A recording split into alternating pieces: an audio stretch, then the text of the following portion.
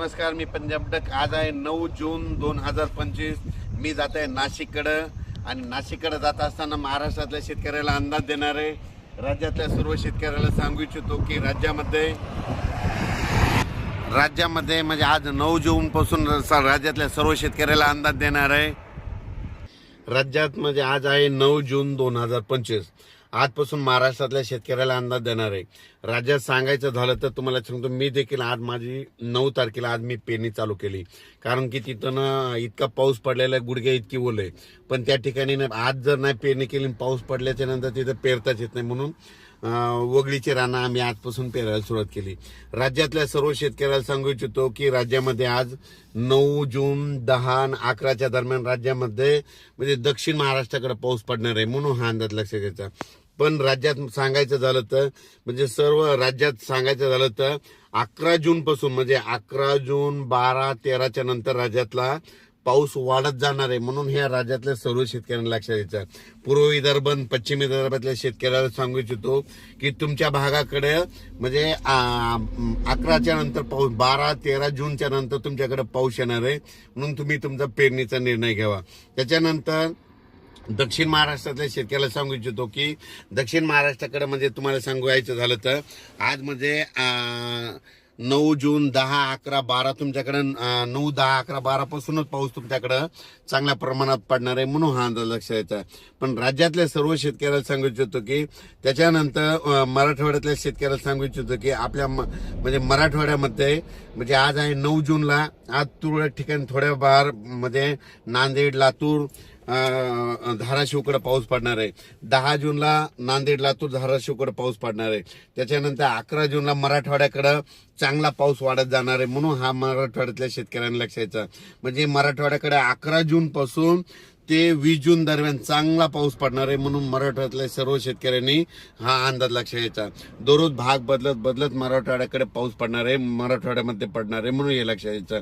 पण काय होणार आहे, दररोज वेगवेगळ्या भागात पाऊस पडणार आहे आणि संपूर्ण मराठवाड्याच्या शेतकऱ्याची पेरणी देखील जूनच्या शेवटपर्यंत होऊन जाणार आहे. म्हणून हे अंदाज लक्षात घ्यायचा. त्याच्यानंतर उत्तर महाराष्ट्रातल्या शेतकऱ्याला सांगू इच्छितो की तुमच्याकडं म्हणजे 12 जूनच्या नंतर म्हणजे 12 जून 13 पासून ते 20 जून पर्यंत दररोज वेगवेगळ्या भागात पाऊस पडणार आहे. म्हणून उत्तर महाराष्ट्रातल्या शेतकऱ्यांनी हा अंदाज लक्षात घ्यायचा. त्याच्यानंतर पश्चिम महाराष्ट्रातल्या शेतकऱ्याला सांगू इच्छितो की तुमच्या पश्चिम महाराष्ट्राकडे म्हणजे आजच 9 जून पासून तर 20 जून पर्यंत दररोज वेगवेगळ्या भागात भाग बदलत दररोजच पाऊस पडणार आहे. भाग बदलत राहणार आहे. म्हणून हा अंदाज लक्षात घ्यायचा. जमिनीमध्ये जशी ओल असेल तशी तुम्ही पेरणीची तयारी करायची.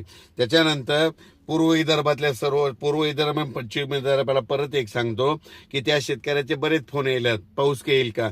तर तुमच्याकडे तुम्हाला सांगतो की तुमच्याकडे सांगायचं झालं तर म्हणजे 12 तारखेच्या नंतर म्हणजे 12 जून 13 पासून ते 21 तारखेच्या जून पर्यंत तुमच्या पूर्व विदर्भ 6, 5, 11 जिल्ह्यामध्ये दररोज भाग बदलत पाऊस पडणार आहे.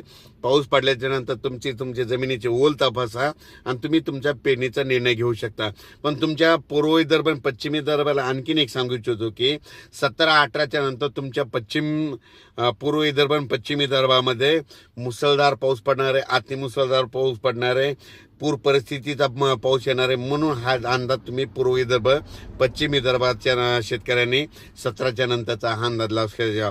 तुमच्या पूर्व पश्चिम विदर्भामध्ये 11 जिल्ह्यामध्ये 12 जून पासून पाऊस वाढत जाणार आहे. म्हणून तुम्ही पूर्व विदर्भ आणि पश्चिम विदर्भातल्या शेतकऱ्यांनी हा खास करून अंदाज घ्यायचा. त्याच्यानंतर मुंबईकरांना देखील सांगू इच्छितो तुमच्या देखील पाऊस 12 जून नंतर मुंबई तिकडल्या भागात देखील पाऊस येणार आहे. म्हणून हा अंदाज लक्षात द्यायचा. पूर्व विदर्भ, पश्चिम विदर्भ, दक्षिण महाराष्ट्र, उत्तर महाराष्ट्र, कोकणपट्टी, खानदेश सगळ्या जर विभागाचा पाऊस सांगायचा झालं तर तुम्हाला सांगतो 12 जूनच्या नंतर पाऊस असा 12ला वाढणार आहे, 13ला जास्त, 14ला जास्त, 15 असा वाढत सगळीकडे 20 जून पर्यंत संपूर्ण महाराष्ट्रात पाऊस पडून जाणार आहे आणि सगळ्या महाराष्ट्राची पेरणी जूनच्या शेवटच्या आठवड्यात होऊन जाणार आहे. म्हणून हा अंदाज लक्षात घ्यायचा. अचानक वातावरणात बदल झाला तर लगेचच एक मेसेज दिला जाईल. मी खास करून यावर्षी मी काय करत आहे, शेतकऱ्यांचं म्हणजे कोणी म्हणजे वंचित न राहण्यासाठी त्याच्यामुळं दररोजच एक अंदाज देत आहे, म्हणून हा सर्व शेतकऱ्यांना अंदाज लक्षात येतं. पण राज्यातल्या सर्व शेतकऱ्याला सांगू इच्छितो की तुम्ही पेरणी करत असताना तुमच्या जमिनीमध्ये जर ओल असले, जमिनीमध्ये ओल भरपूर आहे, ओल असली तर पेरणीचा निर्णय घ्यायचा. आणि लागवडी करणाऱ्या शेतकऱ्यांनी म्हणजे कापूस लागवड करण्याने त्यांनी म्हणजे आपण आपल्या डेअरिंगने कसं कापूस लावायचा त्याचा निर्णय स्वतः घ्यायचा. पण राज्यात मात्र म्हणजे आज 9 जून पासून 9ला आज म्हणजे दक्षिण महाराष्ट्राकडं म्हणजे 9 तारखेला तुम्हाला एक परत सांगतो की नांदेड जिल्हा, लातूर जिल्हा, परभणी जिल्हा, बीड जिल्ह्याचा काही भाग, धाराशिव, सातारा, सांगली, सोलापूर या भागामध्ये आज बऱ्याच ठिकाणी पाऊस पडणार आहे. 10ला पुन्हा या भागातच पडणार आहे. 11ला परत पाऊस महाराष्ट्रामध्ये वाढत जाणार आहे, भाग बदलत राहणार आहे, सर्वदूर पडणार. पण 12 पासून राज्यात मात्र पावसाची बरीच व्याप्ती वाढत जाणार आहे, म्हणून लक्षात यायचं. म्हणजे सांगायचं झालं तर 13 जून ते 20 जून दरम्यान राज्यात सगळीकडे भाग बदलत पाऊस पडणार आहे, म्हणून हा अंदाज लक्षात यायचा. अचानक वातावरणात बदल झाला तर लगेच एक मेसेज दिला जाईल. धन्यवाद. हे अंदाज लगेच मी काय करत असतो, सुरुवातीला इंस्टाग्रामला टाकत असतो आणि हे लगेच माझ्या युट्यूब चॅनलला टाकत असतो, म्हणून हे सगळ्यांनी लक्षात घ्यायचं आणि शेतकऱ्याला अंदाज देत असतो. धन्यवाद.